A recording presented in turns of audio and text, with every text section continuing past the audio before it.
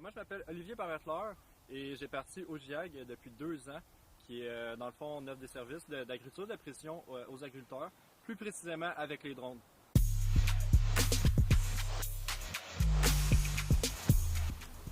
Donc, comme je disais, là, ça fait environ 3 mètres de diamètre là, avec les hélices ouvertes.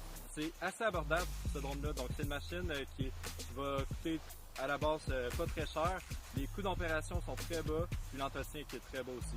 Mais en plus de ça, c'est l'avantage numéro 1, c'est la compaction. Il n'y a aucune compaction que le drone va faire. Ça permet de traiter le champ quand on en a besoin. Donc, on n'entend pas après que le sol soit vraiment sec à 100%.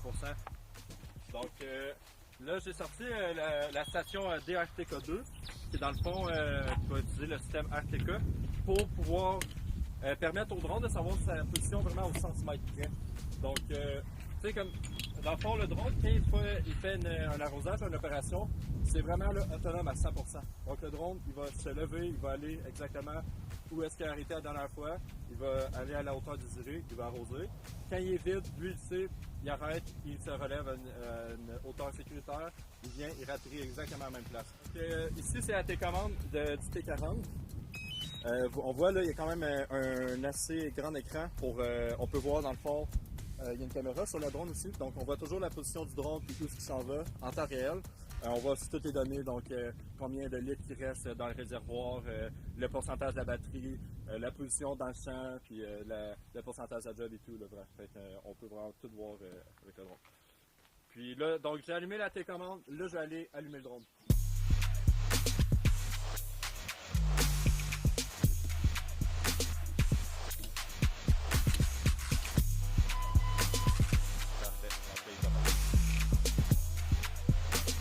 Là, il part, je regarde s'il n'y a pas d'obstacle à côté.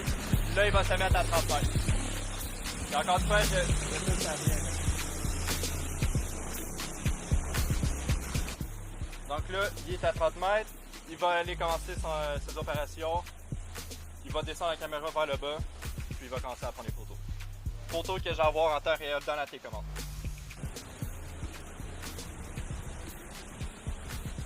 Donc on peut voir ici, là. Ça, c'est la caméra du drone. Puis ici, j'ai le champ qu'il est en train de faire. Puis il me dit qu'est-ce qu'il a fait, où est-ce qu'il va aller. Puis on peut même voir que j'ai les photos là, qui sont en train de rentrer. Donc il fait tout seul. Lui, il me dit ici, donc en vert, c'est qu'est-ce qu'il a traité. En jaune, c'est qu'est-ce qu'il reste à traiter. Ça me dit où est-ce que le réservoir va être vide. Évidemment, il y a un radar sur le drone. Donc s'il y a un obstacle, un arbre que j'ai pas dit qu'il était là, le drone va le voir, il va arrêter. Okay? Il va jusqu'à 50 mètres.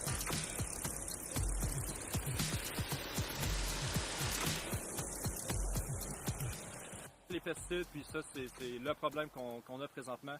On ne peut pas traiter avec le drone. Donc, l'ARLA, sous Santé Canada, veulent qu'il y ait la mention du drone sur les étiquettes. Ça, c'est vraiment un problème parce que, premièrement, c'est utilisé aux États-Unis depuis 5 ans.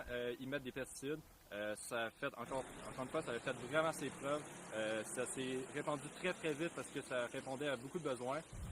Donc pas de drift, électricité, c'est que des facteurs que le gouvernement veut vraiment donc mettre moins de pesticides dans l'environnement.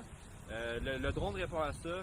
Il peut faire les choses que les autres machineries ne peuvent pas faire, mais on ne peut pas mettre les pesticides. On peut en mettre avec des hélicoptères, mais pas avec une machine qui est beaucoup plus sécuritaire, il n'y a pas de vie humaine à l'intérieur. Donc si jamais il y a un accident, c'est qu'une machine, il n'y a pas de blessé, il n'y a pas rien, contrairement à l'hélicoptère que ça peut vraiment, il y a une vie humaine en danger.